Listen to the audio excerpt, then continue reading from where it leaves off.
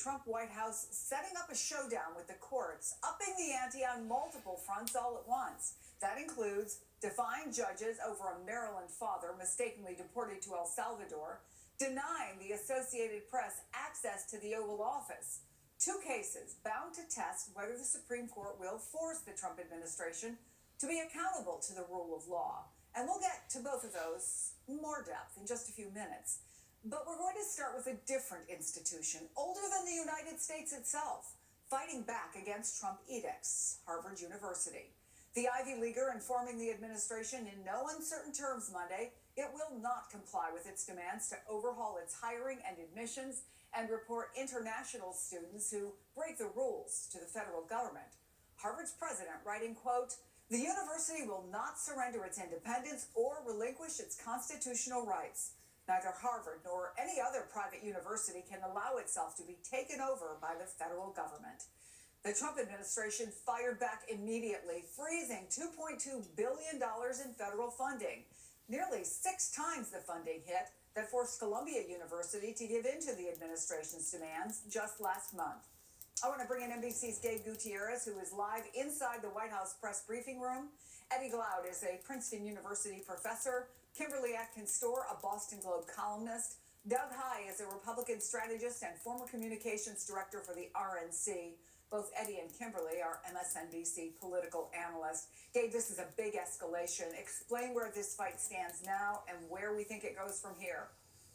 Yeah, it is, Chris, and this is a very big escalation. And good afternoon from a very crowded briefing room where this press briefing is set to get started in just a few moments. As you said, after the administration froze those federal fundings yesterday, this morning, President Trump writing on social media an escalation. Perhaps Harvard should lose its tax-exempt status and be taxed as a political entity. This essentially is what the administration has been arguing, that Harvard University has been pushing a political ideology. But as you mentioned, Chris, Harvard University is not backing down and essentially turning this into a battle over free speech and saying that while some of the administration's demand had to do with combating anti-Semitism, and universities' view, most of them were about the stifling free speech. Now, of course, this battle has huge implications, not just for Harvard University, but really for institutions of higher learning across the country. And Chris, it is certainly not the only topic that's going to come up in just a few moments when Press Secretary Karoline Leavitt comes into this briefing room. Certainly there'll be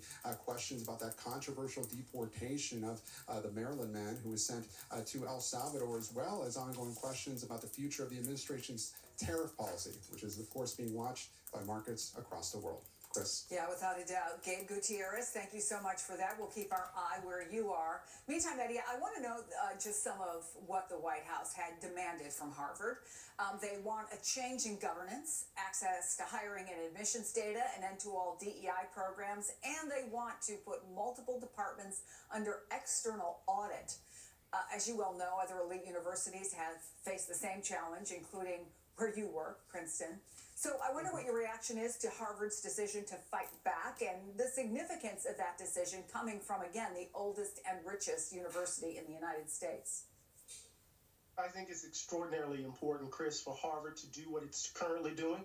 I think it sets the stage for universities and colleges across the country. And remember, these institutions are in some ways a jewel in America's crown, some of the best institutions in the world, for them to defend their basic values, their basic mission.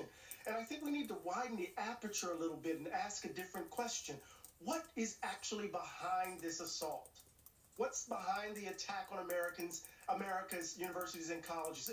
It goes back to, in my mind, Chris, to 1951 with William Buckley's book, God and Man at Yale. And he worried about collectivism, Keynesianism, secularism, worried about what liberalism was doing. And that was before black people and women actually made their way to these institutions. I'm not worried about Christopher Rufo. I'm worried about what the Manhattan Institute, what Rehan Salam is trying to do and attack these institutions. So as Harvard pushes back, we need to ask some deeper questions about what's motivating this assault on free speech and American higher education. Well, Kimberly, we should note this letter from Harvard did not say that it was suing the Trump administration, but it did come from outside legal counsel So I wonder what the feeling is, and the people you're talking to say, is the belief that this is headed to court, potentially maybe even the Supreme Court? I think it is all but certainly headed to the Supreme Court, which will have the opportunity that it, in my opinion, it missed last week in proving to be a guardrail to Donald Trump's autocracy. With all respect to my friend the professor, I'm going to take it back even further to the 1930s when Nazis marched across Europe. They attacked universities, they attacked the rule of law, they pretended to have the support of the people, all while bending the government to its will to usher in authoritarianism and fascism. And that's the moment that we're in, and the Supreme Court needs to recognize that.